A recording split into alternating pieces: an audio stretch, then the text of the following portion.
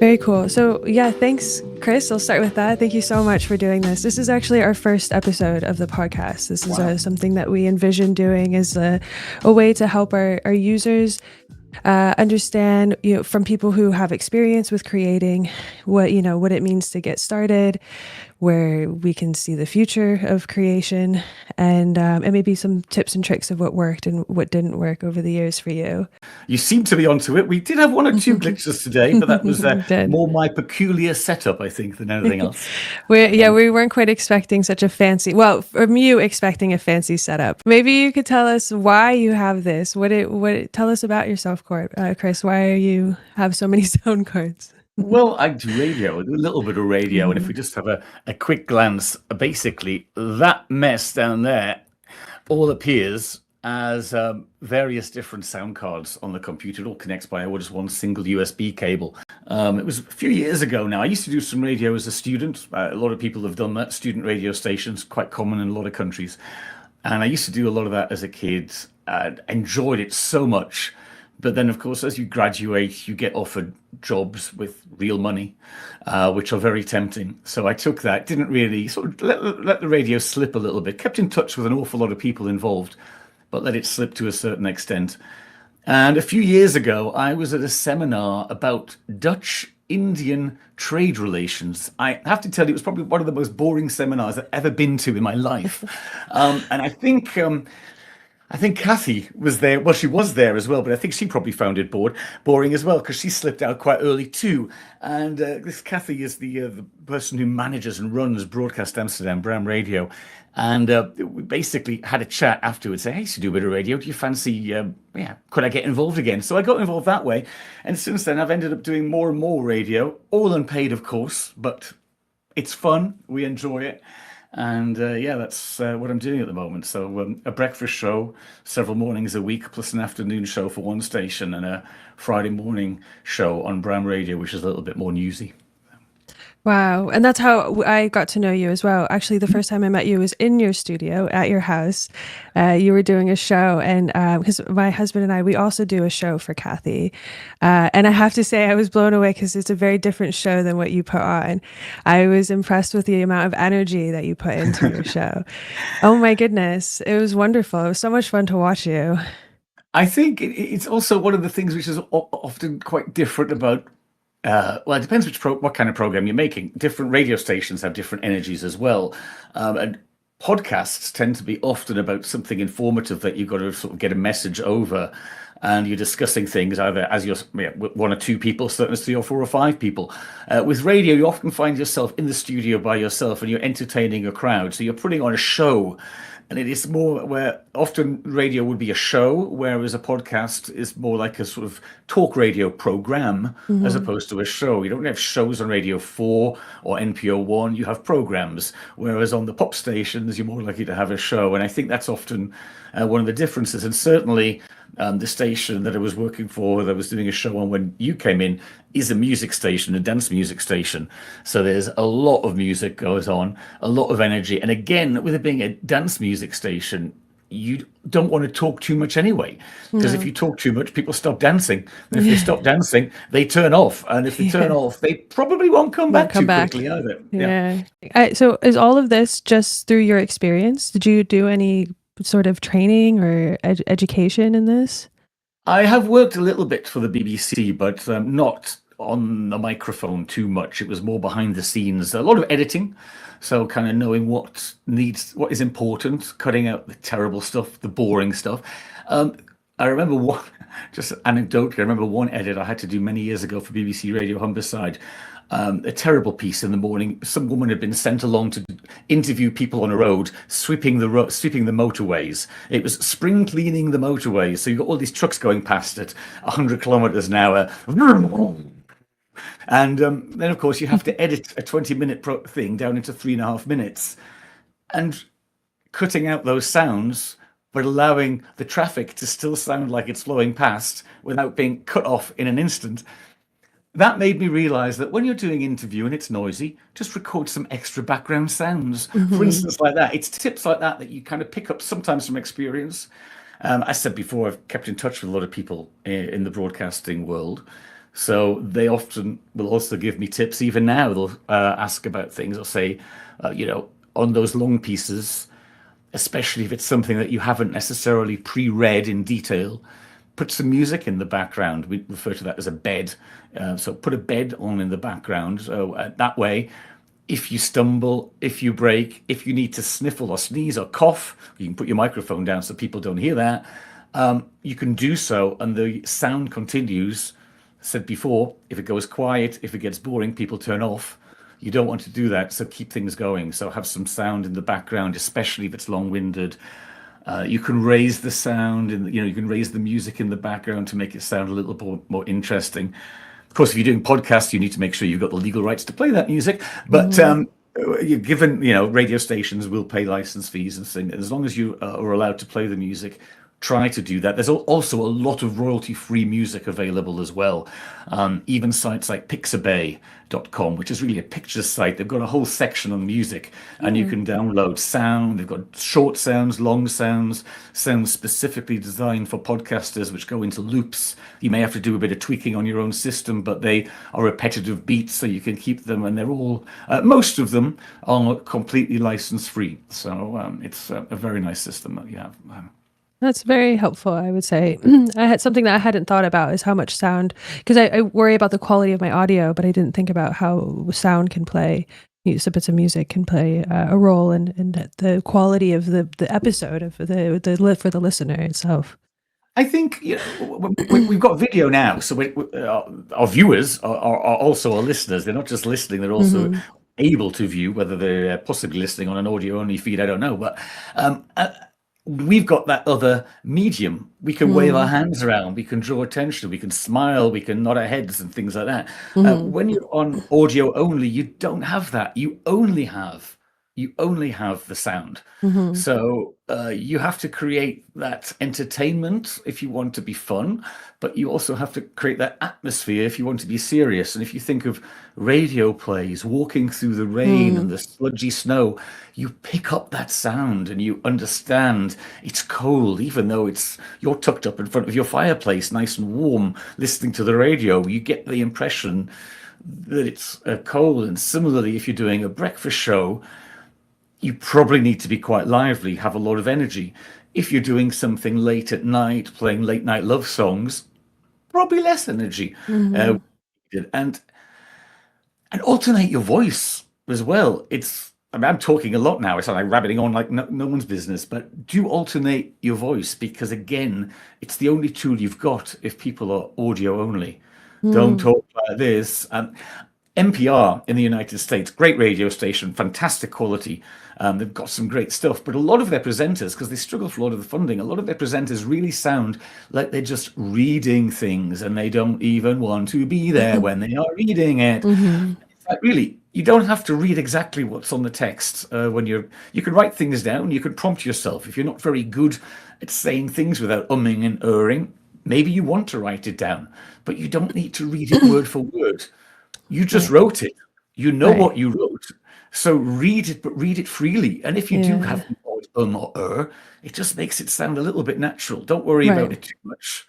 Just not every other word. Tell me about your experience, what you've seen, how things have changed. So we spoke a little bit before we started recording about how, but podcasting with now video, is it really podcasting, how that has affected the medium? When I started, there was no such thing as podcasting. Internet was in its infancy, to tell the truth. I mean, it was around. Universities could message each other, but other than that, there wasn't a lot going on the internet. And of course, in the early days, with everything on the internet as well being dial-up, that restricted what was possible there as well. But you could still record it. And actually, the technology of internet radio streaming has been around for a good 20 years now. So that's actually, that hasn't changed that much in the sense, because it doesn't take a lot to get a good quality audio signal in stereo as well. You can do it with quite low bandwidth if you know what you're doing.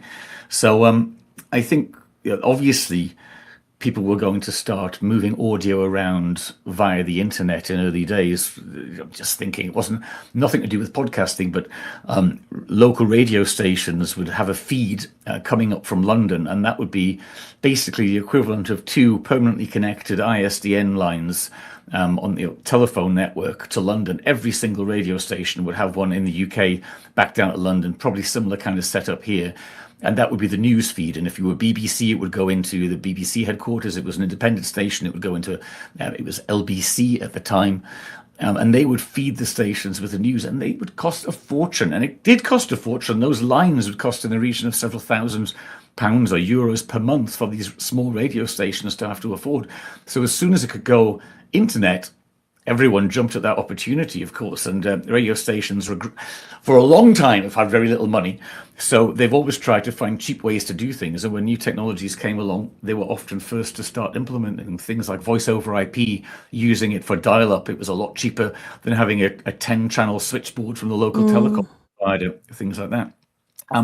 So I think you've got a lot of people who were already in the audio business getting very much involved in audio. So initially it was going to be audio. And then again, with the development of the internet, as it's grown and it's become easier to do video, because the first video I ever saw, live video I ever saw, one-to-one communications, was a little program called See You, See Me. And it was a tiny little square would open on your screen. It was black and white only. Probably because people only had black and white webcams at the time. But it was a tiny little box. And you thought, this is never going to take off. But of course, now we have 4K video streaming and everything available because everyone's got very high speed internet connections these days. So I think it's inevitable that video flowing. Even radio stations back in the early days played around with sending pictures to small screens. And if they kept the frequency of the refresh rate to a low enough level, it didn't count as television. So they could get away doing it on a radio license. But if that frames per second went too high, they were seen as TV and they needed a TV broadcasting license. So people in radio always wanted to be seen. Come on, they've now got cameras in studios. So whether it's podcasting or audio, there is a desire to see who's behind the microphone. I'm not sure. Maybe that's because the world has become so celebrity centric. Everyone needs to be these days. It's hard to find a regular game show with regular citizens on TV these days. It's nearly all a celebrity VIP version, that kind of thing. Perhaps that's all tied in with that. Who is behind the mask and all that kind of thing. But it's also fun to see what goes on in the studio. If you work in the industry, you want to see the equipment they're using. You want to see them make mistakes sometimes, that kind of thing. I think the human aspect of it, right? Which you mentioned about making mistakes, that because in the world of AI, that's the other thing as well, is I think people want to see the human side of it rather than. I think so as well, because we're talking about different kinds of radio shows before as well. You've got certain music shows where it literally is, that was John and this is Jack, and then it was Jill and this is Petra. AI can do that, and it can do it really well because it can look up all the information that you can't in 3.5 minutes when the tune is on. Or if you're really dedicated, you may spend several hours earlier in the week preparing your hit. For voluntary stations, that doesn't happen very often unless you're being paid. So I think, I forget what I was saying now with this, but I think it was inevitable it was going to go that way. You're always going to get people wanting to be seen, and I think it's natural. So I think the fact that we're doing video podcasting these days, or whatever we want to call it, yes, it makes sense. You want to see who's behind it. And almost more important, I think, probably with podcasting than with live radio broadcasting, is to be seen.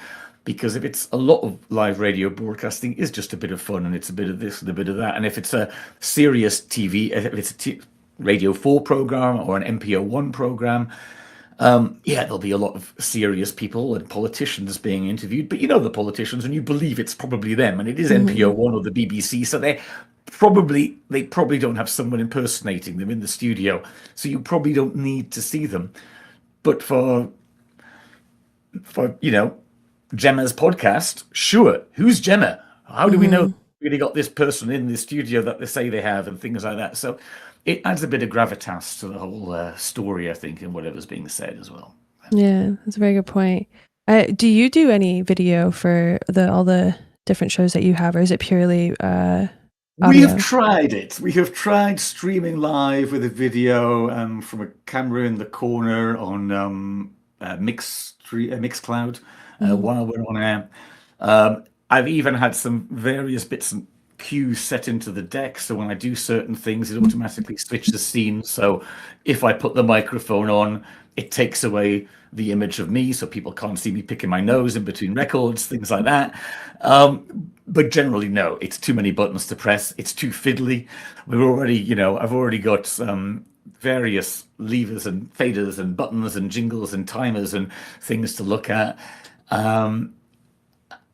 If we had thousands of listeners listening at any given time, I might consider looking into it a little bit more. But until then, I don't think it's necessary right now. You mentioned about having some ums and ahs, it makes it natural. But I see people moving towards AI, cleaning the audio, and maybe we're doing too much. We're editing too much and taking away that the human side of the recording. Do you have any thoughts on that? Yes, I would say absolutely do it yourself.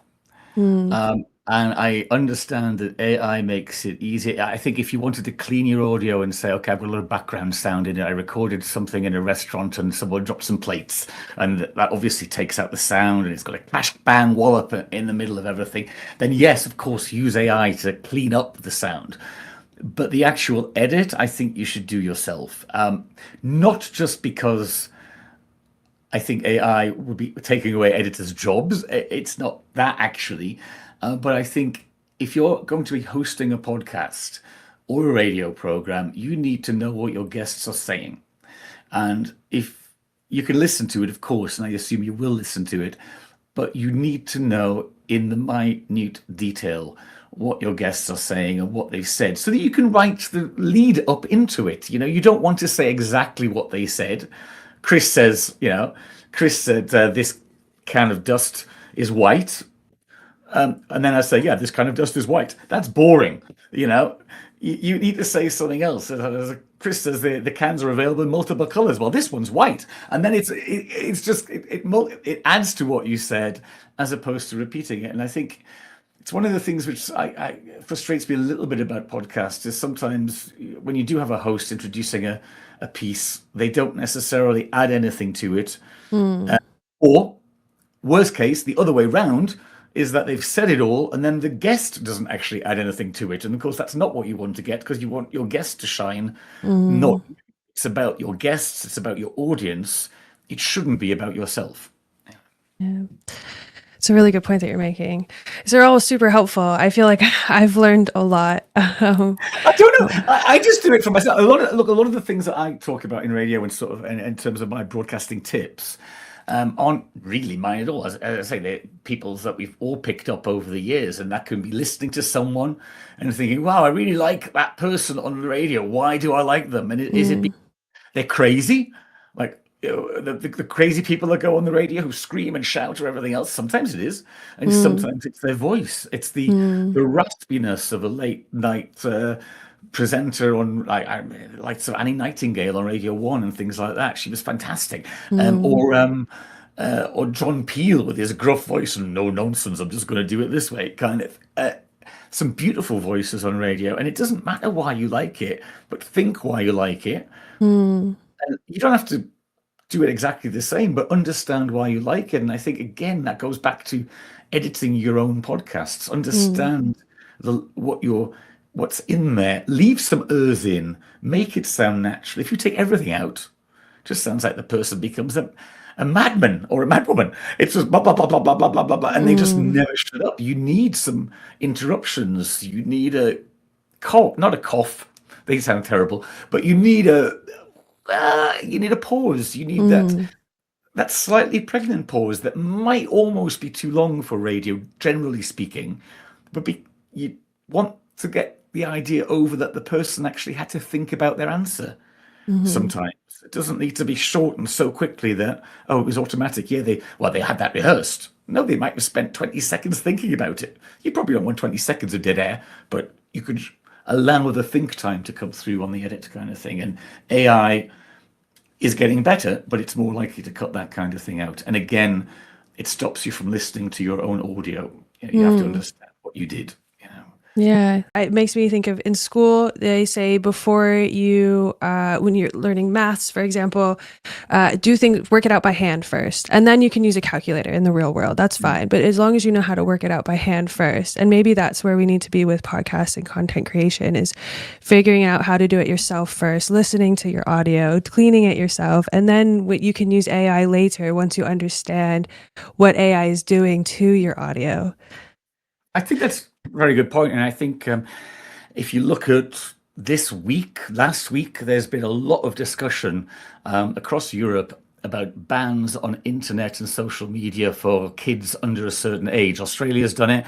Britain is talking about it for under 16s. France is doing it for under 15s. And it's even been discussed here in the Netherlands as well as a possibility. And I think it's the same thing. It's about get to know yourself, get to know your limits, your surrounds, get to know people, get to be able to judge individuals, get to that certain age before you go onto the internet. And I think it's a similar thing with the podcasting. Get to learn the basics, and then you can use it to your advantage. Yeah, if you know that your AI tool, whichever one you might be using, is going to clip in a certain way, and you'll get familiar with that if you do use it. Then be aware of that. And if you know that it cuts all the ums and ers out and you want a few left in, maybe you can tell it to leave some in on some of them. Other ones, you might have to go back and stick them in manually. But get to know it. You don't need to spend a lot of software. There's free software available. There's a lot of AI free software available, but traditionally as well, there's tools like Audacity, which are pretty much as good as some of the Adobe software that you'll pay a fortune for. Audacity is completely free, works on Mac, Linux, and Windows, so no excuse for anyone not to use it. And it's also ad-free as well. It doesn't try to sell you things, which is quite a relief these days in this it's the world of advertising. Yeah. Well, we're definitely wanting to learn from Audacity. We hope to have we plan to have an editor in the future because we want it to all be in one place. And listening to our users has been the main thing that has shown our success so far and is how we grow. But hearing your experience and what has worked for you as somebody with a lot of experience is so helpful as well. The most important thing is always keep enjoying it. And smile. We haven't said that, but I think that's also super important. You don't have to smile all the time. You'll sound like a Cheshire cat. But you need to again, it's about making the listener feel warm, that you know what you're talking about, that you care about what you're talking about, whether that's because you're doing a radio show and you care about the end listener getting showered in the morning, or whether it's because you care about the guest that you've got in the subject you're talking about of serious matters. Just sound like you're listening to them, and have the right emotion. That may not obviously be smiley, happy, smiley face if it's a serious subject, but sound warm when you want to sound warm on the radio. Otherwise, you sound like an AI tool again. It's. I think that's an important point to make because most of these conversations I have with people, we don't mention the audience and how you need to connect with the audience, and that is such an important aspect of it as well. Because without the audience, you have nothing with your podcast. So. Yeah, I think. Again, it varies big time show to show and the type of show. If you're doing something which is more music based and in the mornings and a live program, it might just be about helping people wake up in the morning and get them out of the door kind of thing. And you're not that interested in it. But yes, in other cases, it becomes extremely important if you're doing a radio show, you will talk about your listener and talk about them. You'll refer to them, how you're looking good in the morning, this kind of stuff. You can't see them, it's radio, but you will still do that kind of discussion, have that kind of sort of interaction with them. And I think with podcasts, if it's a serious radio program as well, it may not necessarily be talking directly to the listener. Radio 4's Desert Island Discs, where they have a guest. They don't address the listener at that point, but they will refer to tracks that the listener can understand, and they will ask the guest why they like certain tracks, and they will say things like, well, as a lot of people know, and that automatically includes that lot of people listening kind of thing. And again, a news program tends to have consumer related stories thrown into it, not just the series heavy political stuff, because people can associate with that consumer related Mm, information, whereas you might want to push all the politics away because the world is just feels like a nasty place at the moment. mm, mm. Yeah, for sure. Absolutely. Well, on that note, Chris, I have to say we've reached our time. I want to say a giant thank you. This has been so super easy too. So I appreciate you making it easy for me. So thank you for sharing your experience. And I know you say that it's things you've learned from other people, but you've also tried and tested it, right? And I think that is a lot. That it is worth a lot as well. Yeah, and don't be upset if one podcast, one episode, one broadcast doesn't get very many listeners. We can have loads of listeners one day and hardly any the next, and then the backup the day after. People have things to do. You're producing audio. It's sometimes just put on in the background while people are getting ready, and they may switch it Mm, off. Don't worry about that too much. Keep trying and keep putting the effort in. that's great. That's a great way to end it. So thank you so much.